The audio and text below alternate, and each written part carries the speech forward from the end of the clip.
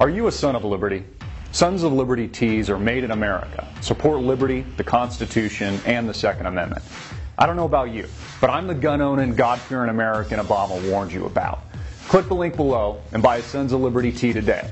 Support AMTV and support liberty. Now, before I go to John B. Wells and then to your phone calls, because we're getting John on right now,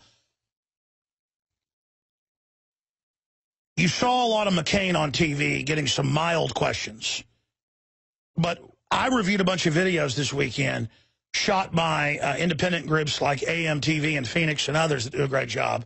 And they sent us this clip we're about to play.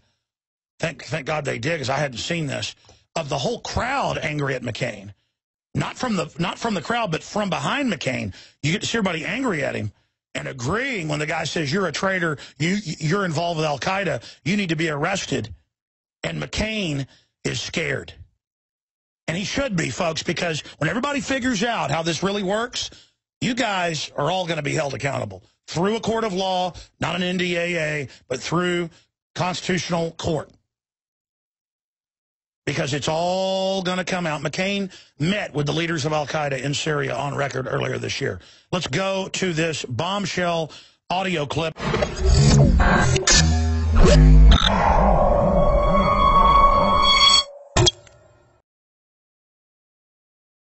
Americans get a lot of flack internationally for appearing to be somewhat apathetic to politics.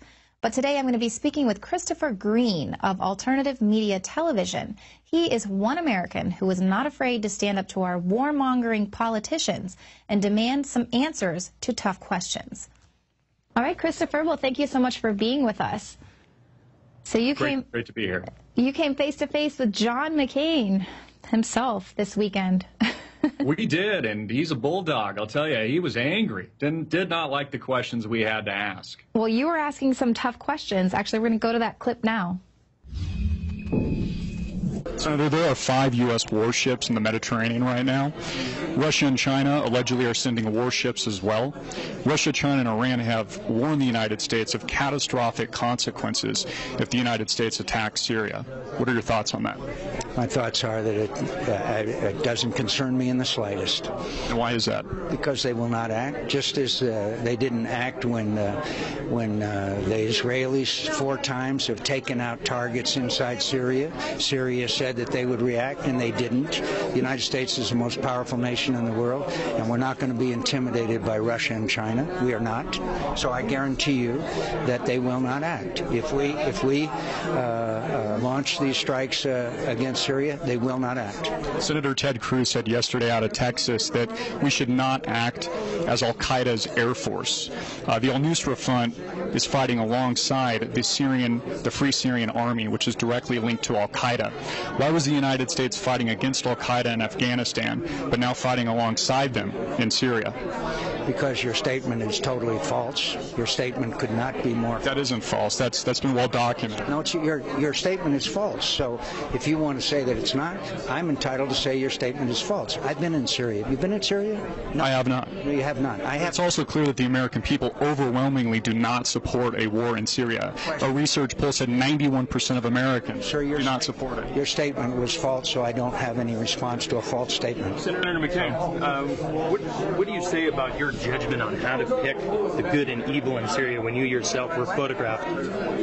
How do we trust your judgment, picking the good and the evil in Syria? I was photographed with someone because it appeared in an Al-Qaeda newspaper in Lebanon. It appeared in the Guardian newspaper. No. You obviously know what I'm talking about. How are we supposed to trust your judgment if you're photographed with known terrorists? I have never had anything to do with known terrorists, and I'm offended by your question. Wow, Christopher, he looked really uncomfortable. He was very uncomfortable. You know, I think he thought maybe at first we were Fox or ABC or NBC or one of the mainstream media propaganda networks. And then he realized that the questions we were asking, that I was asking of him, weren't your typical questions. They were very hard-hitting. One of the first questions I asked were, John, China, Russia, and Iran have warned of catastrophic consequences if the United States strikes Syria. And he guaranteed, I mean, this is unbelievable. I've never seen a politician really be able to guarantee anything, but he guaranteed that Russia and China, global superpowers, will not act, will not retaliate, and just really shrugged it off as rhetoric and really doesn't care about what the rest of the world thinks. Pretty unbelievable. Well, you know, that's how he earned his reputation for being the mavericky McCain. So he doesn't need to care what America thinks. Yeah, he really doesn't. And, you know, questions that Americans should ask, big question is, you know, why we've been fighting wars overseas in the Middle East for decades in places like Iraq and Afghanistan. Of course, we have the non-wars that we don't admit to in places like Yemen and Pakistan and the ongoing drone strikes, et cetera. But the second question that I asked is, you know, why is the United States, why have we been fighting against al-Qaeda, which is demonized here in the U.S. as, you know, Durka, Team America, you know what. But now we're fighting alongside those same terrorists. We're arming them. We're funding them. We are sponsoring them on the ground in a bloody, violent civil war to overthrow and topple a government, which they always call a regime. I always notice the propaganda spin, a government, Bashar al-Assad. And, you know, one of the things I didn't really get to ask was, you know, what motive did Bashar al-Assad even have to use chemical weapons on his own people? He has been winning the war up to this point. We have had zero evidence from Washington. The White House put out a 4-page report that looked like a third grader had written it. No concrete facts, totally inconclusive.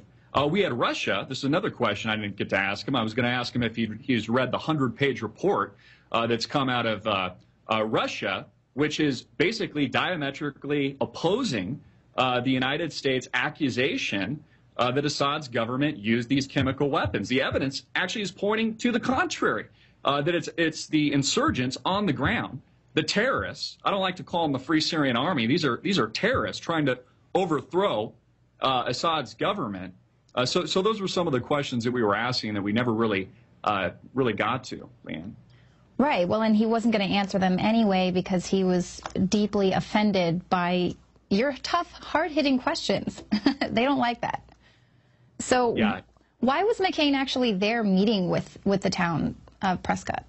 You know, really to placate the American people, to pretend that they actually care, and to pretend that we actually have a representative government here in America, which we no longer have. And just to give you an idea, I mean, it was a very tense environment. While we were there, there was a gentleman, I think is an American hero. Another video we put out that InfoWars had featured where a guy calls for John McCain to be arrested and tried for treason. And what was abundantly clear is that nobody in that room wants a war with Syria. I read a research report earlier that day that said 91% of Americans don't want a war in Syria. So we're telling our representative, hey, McCain, we don't want a war. And he's just placating the public. He's on a plane right now, if he's not already in Washington, D.C., and they're readying themselves to act. They're readying themselves to strike. So my question is, how do we have a representative government if the people are saying no and our leadership is doing the exact opposite? Now, keep in mind, McCain, you know, these are very war-hungry politicians. We were just in Iraq. We're still there.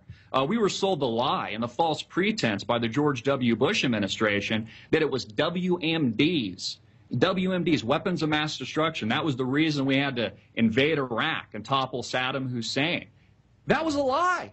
That was an utter fabrication.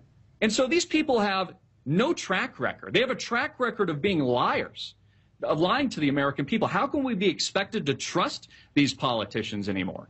You know, another question I didn't get to ask is, you know, we're coming off just a few years ago where we spent trillions of dollars in bailout money to bail out the same cronies that just ripped off America. I mean, nothing's changed in Washington.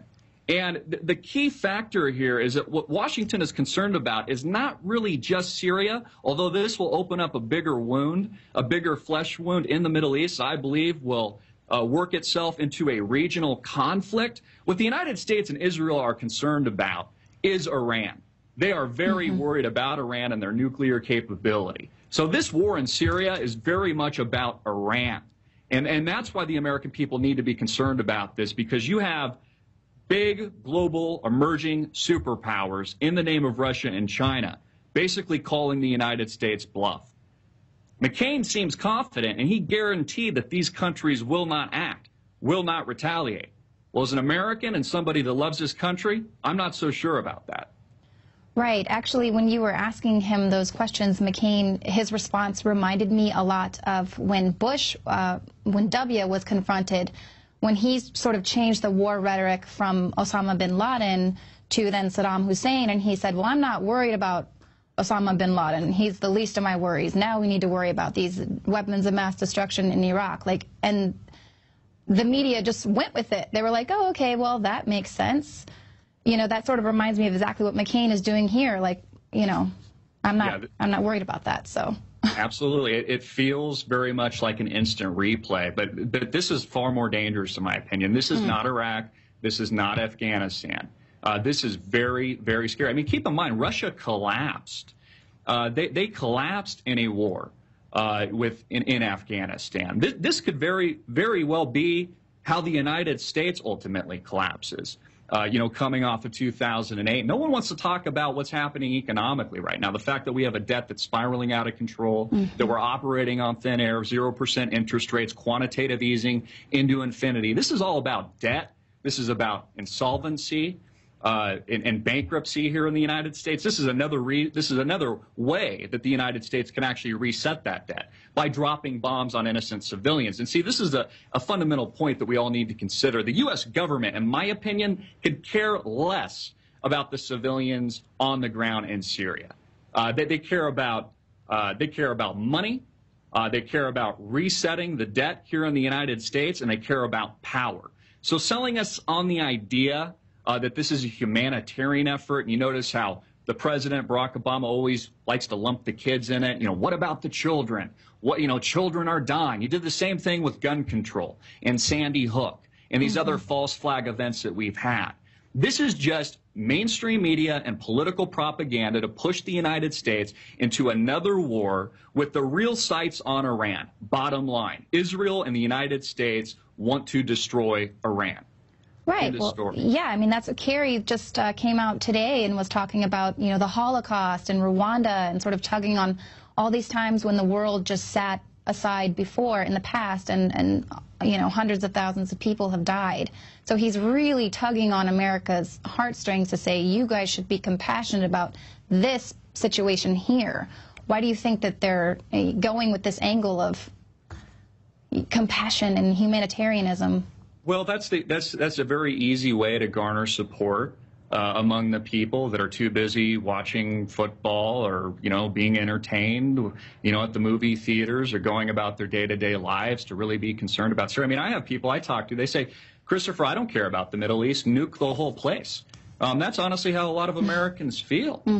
I'm amazed by that.